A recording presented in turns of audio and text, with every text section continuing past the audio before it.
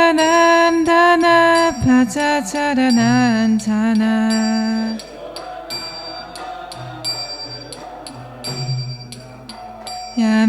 야무나티라 바나차리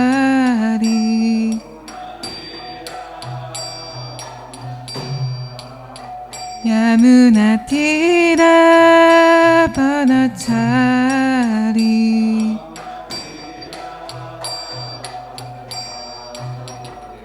자야라 타마다바 근자비하리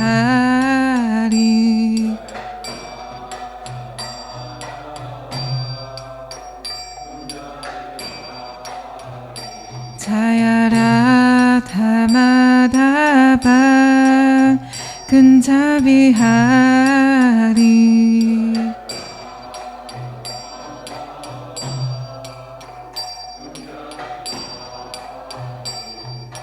고피자나 발라바 기리바라다리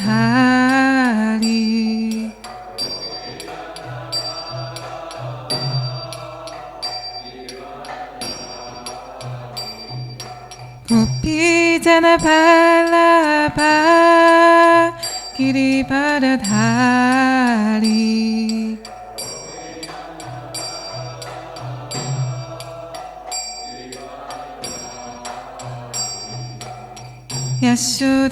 야수다난다나 바자차라난자나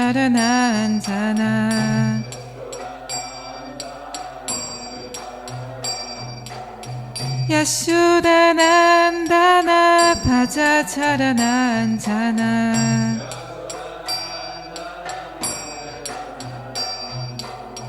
야무나티라 바나차리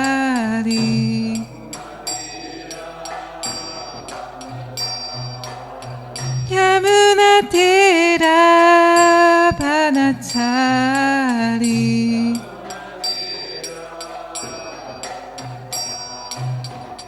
자야라 타마다바 근자비하리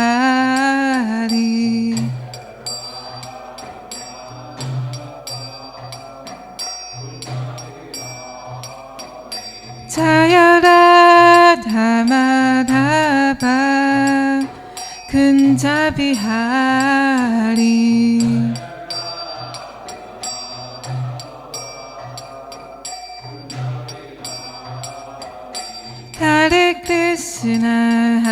하레 크리스나 크리스나 크리스나 하레 하레 하레 라마 라마 라마 하레 하레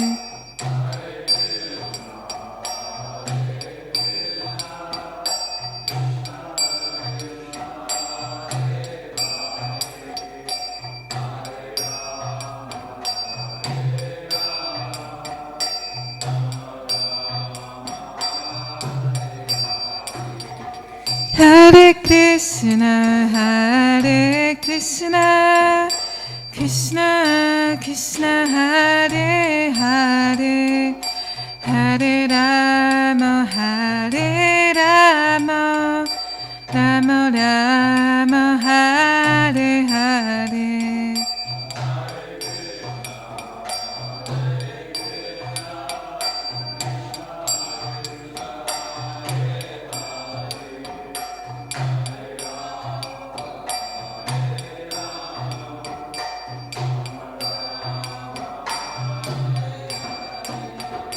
Hare Krishna, Hare Krishna, Krishna Krishna Hare Hare, Hare Rama, Hare Rama, Rama Rama, Hare Hare.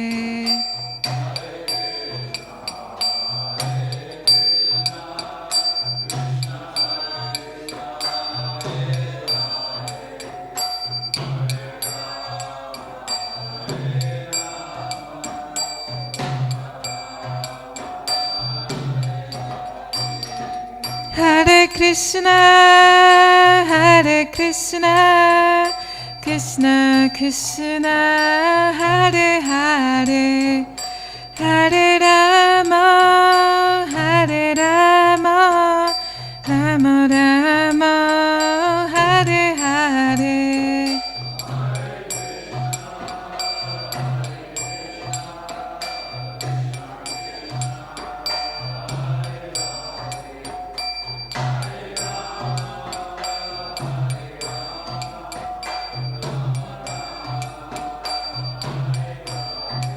Hare Krishna, Hare Krishna, Krishna Krishna Hare Hare, Hare Rama, Hare Rama, Rama Rama, Hare Hare.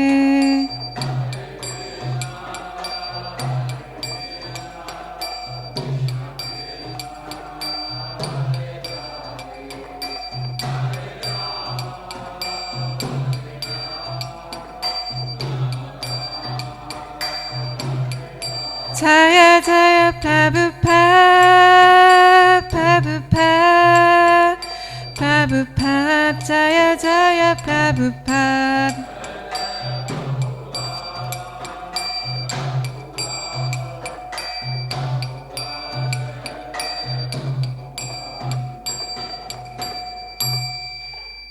Jayom Vishnupa Paramamsa Parivrajacharya Ashtotara Sattasi Srimad HG Bhaktivedanta Swami Maharaja Prabhupada की नामाचार्य हरिदास ठाकुर की प्रेम से कहो श्री कृष्ण चैतन्य प्रभु नित्यानंद श्री अद्वैता गदाधर शिवसारी गौर भक्तवृंद की श्री श्री राधा कृष्ण गो गोपीनाथ श्यामा कुंद राधा कुंद गिरि गोवर्धन की श्री मथुरा वृंदावन की श्री मायापुर धाम की गंगा माई की यमुना माई की भक्ति देवी की तुलसी देवी की समवेत भक्तवृंद की गौर प्रेमानंदे.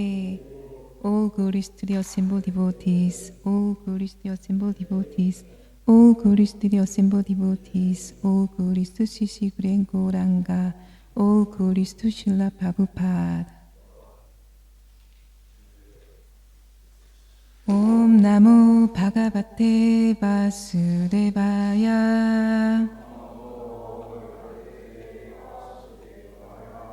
Om Namo Bhagavate Vasudevaya. Om Namo Bhagavate Vasudevaya.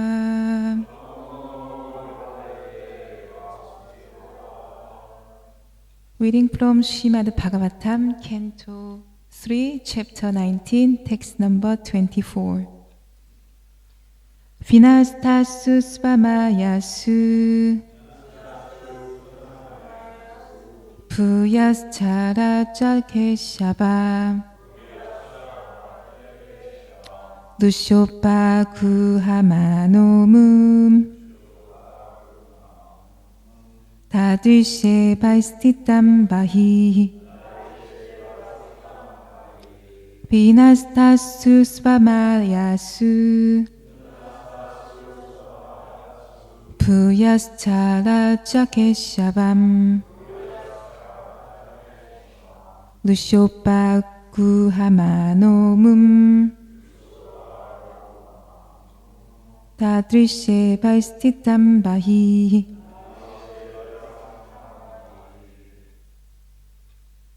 가보시스. 비나스타스 스바마야스 부야스차브라자케샤바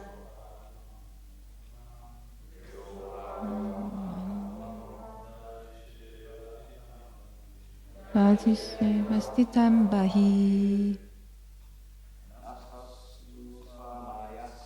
비나스타스 스바마야스 부야스차라자케샤밤 루쇼바구하마노문 나두쉐 바스티탐바히 마타지스 비나스타스 스바마야스 부야스차라자케샤밤 루쇼바구하마노문 나드리쉐 바스티탐바히.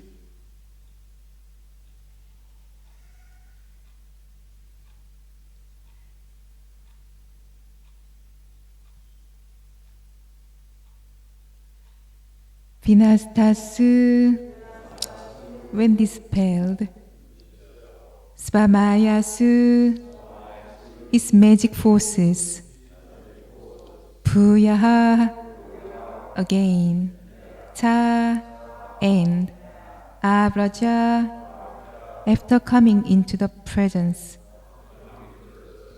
Keshavam the Supreme Personality of Godhead, Lusha full of rage, Upaguhamanaya embracing, Amum the Lord, Tadrishe saw, Avastitam standing, Baihi outside. Translation. When the demon saw his magic forces dispelled, he once again came into the presence of the personality of Godhead, Keshava, and, full of rage, tried to embrace him within his arms to crush him.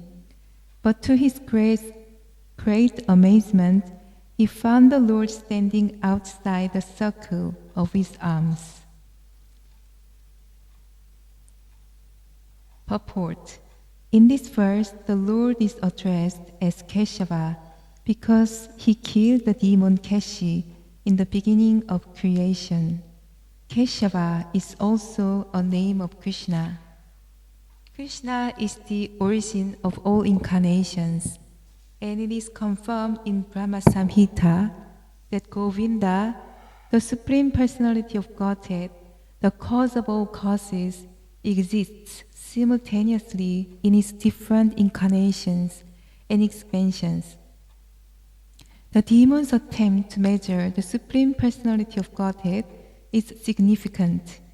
The demon wanted to embrace him with his arms, thinking that with his limited arms, he could capture the Absolute by material power.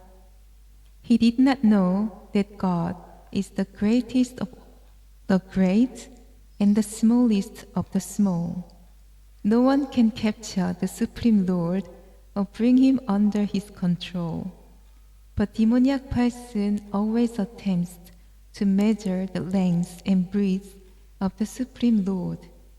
By his inconceivable potency, the Lord can become the universal form, as explained in Bhagavad Gita, and at the same time, he can remain within the box of his devotees as their worshipable deity. There are many devotees who keep a statue of the Lord in a small box and carry it with them everywhere. Every morning they worship the Lord in the box. The Supreme Lord Keshava, or the personality of Godhead Krishna, is not bound by any measurement of our calculation. He can remain with his devotee in any suitable form. Yet he is unapproachable by any amount of demoniac activities.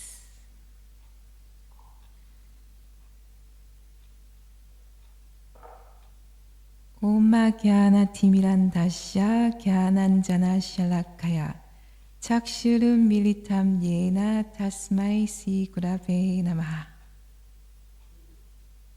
Hare Krishna. I first beg mercy and blessings of senior Vaishnava present here, especially Krishna Kirtan Prabhu and Prabhu and Dandakaranya Prabhu, Vrindayani and Radha Ikra, and Ekadashi Mataji. Please give me blessings so that I can speak something beneficial. Thank you for coming, everyone. From translation, this sentence stood out to me. When the demon saw his magic forces dispel, he once again came into the presence of the personality of Godhead Keshava, and full of rage, tried to embrace him with his arms to crush him. So, in Mahabharata, we have this similar story,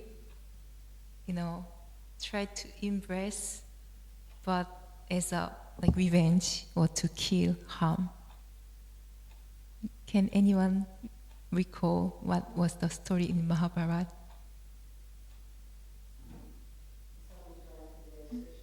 Yeah?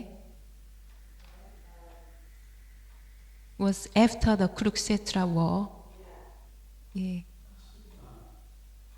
Ashwatam.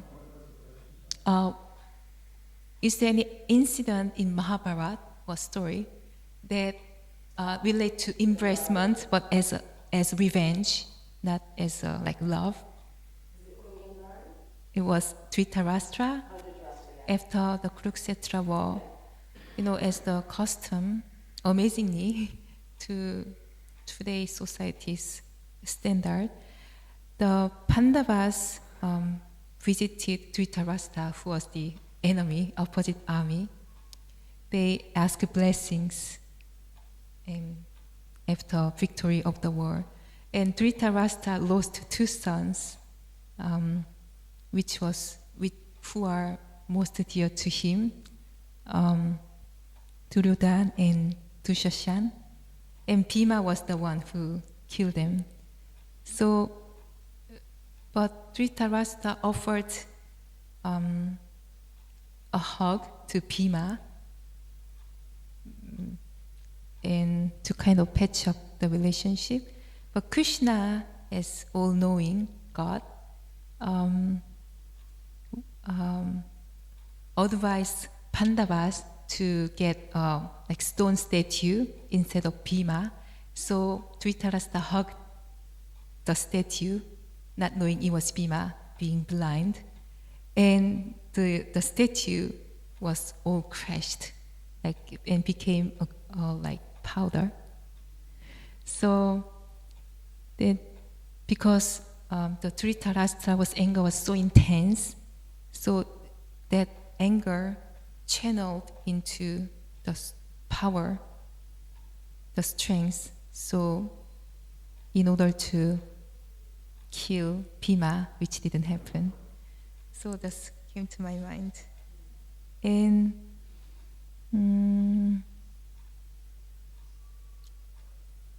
so, in Prabhupada's purport, he said, the demon's attempt to measure the Supreme Personality of Godhead is significant. The Supreme Lord Keshava, or the Personality of Godhead Krishna, is not bound by any measurement of our calculation. So Krishna is not measured, is not limited, but he is willing to be bound by who? Yes, Mother Yashoda. Yeah, Damodara. So he is willing to bound by devotees, by their love and devotion. And another example, Krishna being bound by our devotion and love.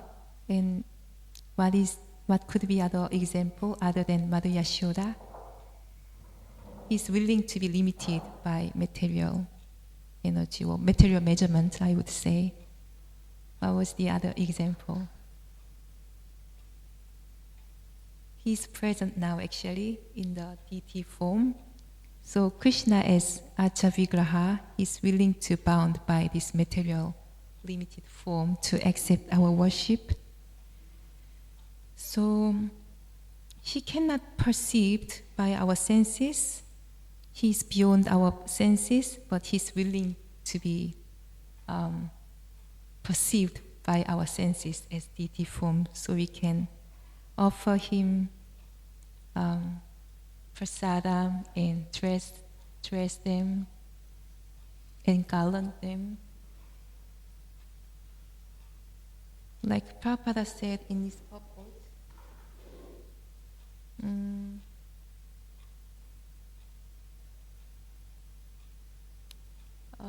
yes, there's a box. There are many devotees who keep a statue of the Lord in a small box and carry it with them everywhere. And then he goes, the Supreme Lord, Keshava, or the personality of Godhead, Krishna, is not bound by any measurement or our calculation. He can remain with his devotee in any suitable form, yet he is unapproachable by any amount of demoniac activities. So by demon, we cannot, he's not bound, only by devotee and the love and devotion. In other words, the Lord is measurable only by bhakti or devotional service. There's a relevant verse in the Bhagavad Gita, 1855, very famous verse. Bhaktyamam abhijanati yavanyas chasmi tatvataha tato mam tatvato gyatva vishate tat anantaram. One can understand me as I am, as the Supreme Personality of Godhead, only by devotional service. And when one is full consciousness of me by such devotion, he can enter into the kingdom of God. So Krishna is understood. Understanding is meaning, it means the object becomes our range of perception. So he's willing to be understood, although he is out beyond our understanding, only by devotional service. And Prabhupada further explains, because one might wondering, then what is devotional service? How can I understand Krishna through devotional service? So Prabhupada says in his purport, devotional service begins by one's hearing about the Lord. So this is the beginning. We are hearing about Krishna, so we can understand him. He's willing to be understood by our eagerness to hear about him. So I continue with the purport. When one hears about the Supreme Lord, automatically the Brahma-Bhuta stage develops, and material contamination, greediness and lust for sense enjoyment disappears. So what is Brahma-Bhuta stage? It can be explained in many ways. First of all, it means Brahman realization, which means full of bliss. Another symptom is you get the equal vision when you get to the stage. So, and as lust and desires disappear from the heart of a devotee, he becomes more attached to the service of the Lord. And by such attachment, he becomes free from material contamination. In this state of life, he can understand the Supreme Lord. So as the result, our devotional service, beginning with hearing, all these unwanted anarthas disappear, and we become attached to more service for Krishna. And like that, we can understand the Supreme Lord. And also, it is one of the symptoms of advancement is that,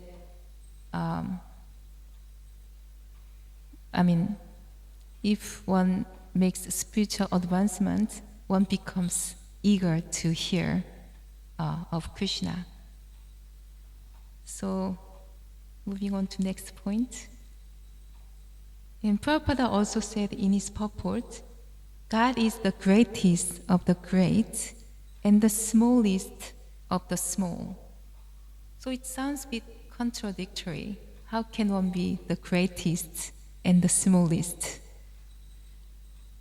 And that reminds me of my favorite verse in Sri Ishopanishad. Can anyone remember what is the verse in Sri Ishopanishad that talks about contradictory?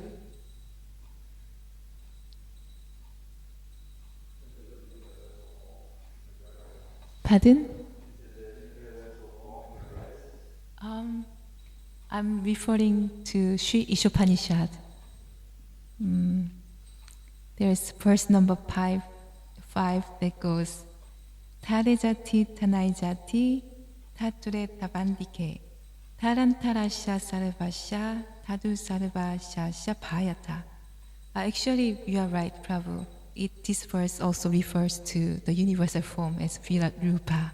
Sorry, just came to my mind. So yeah, this verse later in Prabhupada's purport explains Virat Rupa, which I will come back to that later. So the translation, it goes very poetic, by the way. That's why I like this verse, my favorite. The Supreme Lord walks and does not walk. He is far away, but he is very near as well. He is within everything, and yet he is outside of everything.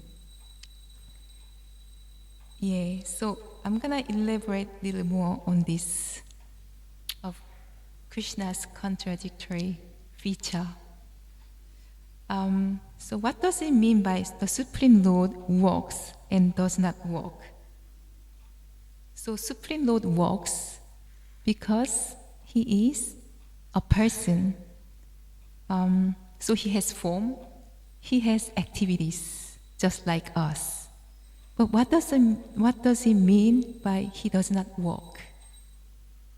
Why he does not walk? This is coming from Prasanta Mataji in Vrindavan. In her class, she said this refers to his impersonal feature. And also another meaning is that the Lord doesn't have to perform any activity because He's the Lord. He can do anything He likes. If He doesn't like to walk, He doesn't have to, isn't it? Also, the last point on He does not walk is quite interesting. He does not walk in a way that He is situated in different dimension. Dimension, thank you, dimension. And Prabhupada, in his lecture, Prabhupada gives really interesting example. So a child was walking with his father, and then while he was walking, he asks his dad, he's talking to his father. Father, the moon is not sorry. Dad, the moon is coming with us. So Prabhupada said, this child is very intelligent. He's acknowledging the moon is moving while they are walking. But if we don't walk, the moon doesn't walk either. That is similar to presence of the Lord. He doesn't walk, but at the same time, he's accompany us. I mean, he is always with us, but in different dimension. So that's how Krishna is present and walk with us. At the same time, doesn't walk. I found it very interesting and mind-blowing, actually. And second of this translation, he is far away, but he is very near as well. What does it mean? He is far away. Why he's far away? Because he is in Goloka Vrindavan, which is beyond material world. And this earth is huge. It takes ages to go to Korea from Australia. I feel like ages. What to speak of Europe, and what to speak of going to other planets. So it's this universe we live in is huge, and Goloka Vrindavan is beyond this material world, and he resides there in Goloka Vrindavan. So he's very, very far away, but he is very near as well. How he is very near? Exactly, he is within our heart. According to purport, he says, Prabhupada gives this word Antarami, which means Paramatma. And there is another example how Krishna is near to us. There are many actually. Can anyone guess? Yes, yeah, just like Braja, just looking at the deities. Yes, he's near to us as deity form. He's just right there, and we can approach him anytime we like, and we can offer our prayer and reveal our heart. So he is very near as well. Can anyone guess another example how Krishna is near to us? It's very easy actually.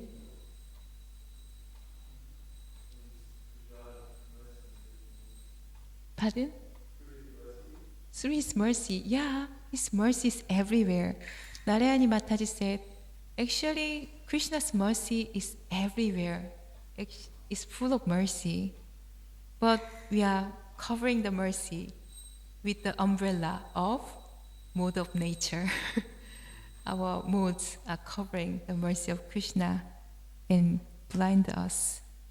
So actually, mercy is everywhere. We can, if we think about it, we can easily find. I feel like just by being with devotees, huge mercy to me. It took me a while to realize that. After I went back to Korea, I realized really hard way. Can anyone guess what else was in what way Krishna is near to us? Exactly, by holy name. Just vibrating his name, Krishna, he exists in this sound vibration. By saying Krishna, he's already there. So this is another way that we can see Krishna near to us. And there are so many still. Can anyone guess? Still many. Yeah, pardon? Yeah, exactly. Not just within us, but in the heart of all living entities as Paramatma. And few more. I like to go few more so that we can see and feel Krishna more in our daily life. Exactly, Guru. Guru is a representative of a super soul. So, yeah, he's representing Krishna to us. And one more, maybe. Yeah, Shastra. I was gonna say Bhagavatam, but yeah, Shastra. Krishna is near to us in the form of book and knowledge. And I would say one more. He is presence as the form of Dham, which we reside in now as New Govardhana Dham or Vrindavan is also presence of Krishna. So he is far away, but he's near as well. Oh, I forgot to say one more thing. How Krishna is near to us. Time, yes. Time is within us, with us, like right now. Krishna is all-devouring time. Yeah. And one more. As in prasadam.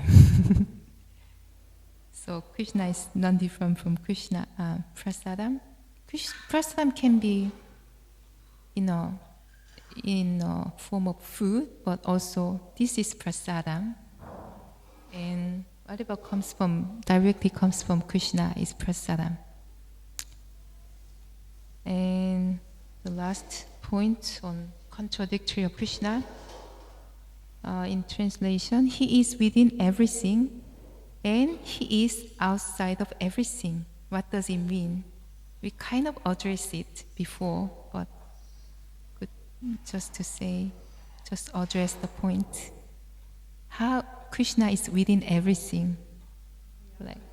Antaryami, and as Paramatma, like Krishna Kirtan Prabhu said. And how Krishna is outside of everything. This is what I was going to come back to what Gunamani Prabhu said as universal form. He's outside of everything as Virat Rupa. So, okay,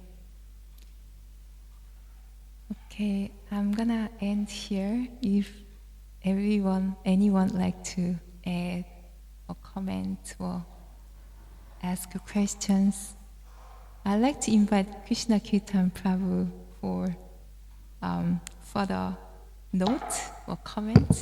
If you'd like to speak anything on this verse, because I'm pretty sure I didn't address enough due to lack of my knowledge. So if you Krishna Kirtan Prabhu add something to that, they will complete today's Bhagavatam discussion. Thank you. Thank you for your class. You've put me on the spot. I mean, yes, Krishna is everything and everywhere. At the same time, he is himself. So it's quite an extraordinary concept. So thank you for all your explanations today. Thank you. And Dandakanya Prabhu. I was just thinking of a point that I think it was Bhaktisiddhanta Sarasvati Thakur, if I'm correct, said that one definition of Maya he gave is that which can be measured. Have you heard that before? Bhaktisiddhanta Sarasvati Thakur definition of Maya was that which can be measured. Maya. Yeah, Bhaktisiddhanta Sarasvati, he gave a definition of Maya, meaning that which can be measured. Because it's in the purport, it says that Krishna is unmeasurable. Is that what it says? Yep. Yeah, so Maya, the material energy, that which can be measured, whereas Krishna is unmeasurable. So yeah. it's sort of Maya, illusion, and Krishna. Which I yeah. thought was interesting. Yeah, exactly. Yeah, it makes sense actually. Maya means measurable because Maya represents material energy. And material energy is measurable, opposite to Krishna. So thank you for that. Anyone else? I remember when I first saw the form of Krishna. Yeah. This was when I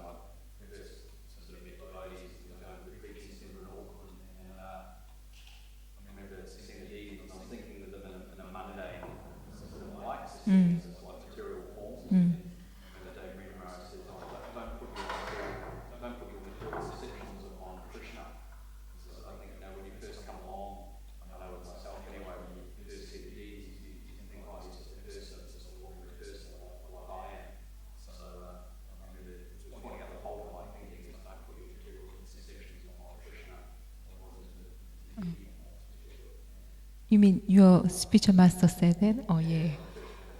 Yeah, exactly. Yeah.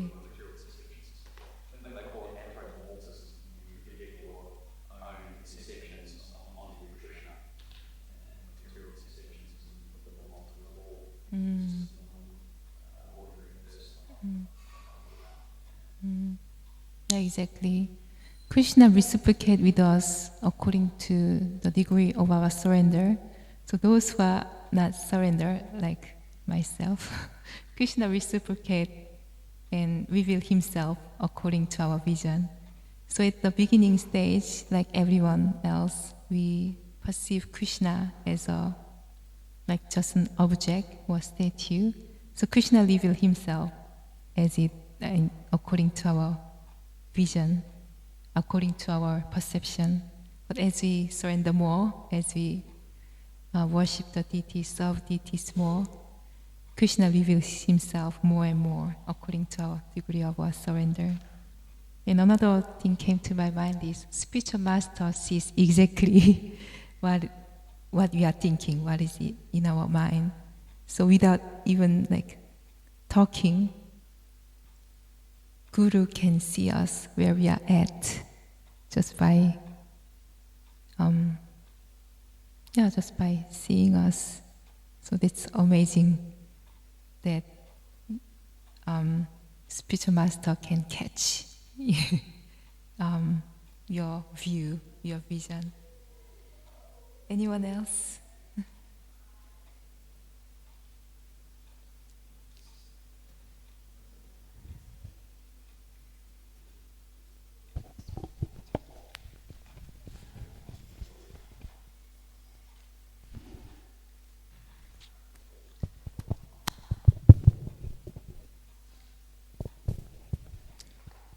It's amazing how Krishna is everywhere and within everything. But if we don't have devotion, we cannot see him anywhere. Yeah. There's an old saying, hidden in plain sight. Sorry? Hidden in plain sight. Hidden in plain sight. That means it's right before your eyes. Uh-huh. If you don't have the vision, you cannot see it. Yeah. Right? Mm. I remember talking with Janananda Goswami one time, and he said, we're talking about how is it that Krishna is unseen by us? Mm. And he was mentioning that if you saw Krishna, if you're a materialist and everywhere you're trying to enjoy, and you're just seeing Krishna all the time, well, Krishna's getting in the way. He's disturbing that material enjoyment. Right? Krishna disturbs our material enjoyment. Yeah. So therefore he hides himself. So we cannot see him. It's like, imagine if you're a thief or a criminal, and everywhere you turn, the police are there. Right? How can you do your nonsense? Right? And you'd be intimidated all the time, right? Every time you go to do something, the police is there staring you in the face. So Krishna hides himself from us. Therefore we can do all our nonsense. Yeah. Yeah, interesting point. Thank you. Krishna disturbs our material enjoyment, but ultimately for our benefit, isn't it? So that we don't indulge in it and get spoiled. So everything he does is ultimately for our benefit, for our advancement and upliftment. Only devotee can see it. If materialists will just complain and blame God. Anyone else? So we're just gonna end here a bit early today. Thank you, everyone. Grantaraj Srimad Bhagavatam ki, Srila Prabhupada ki.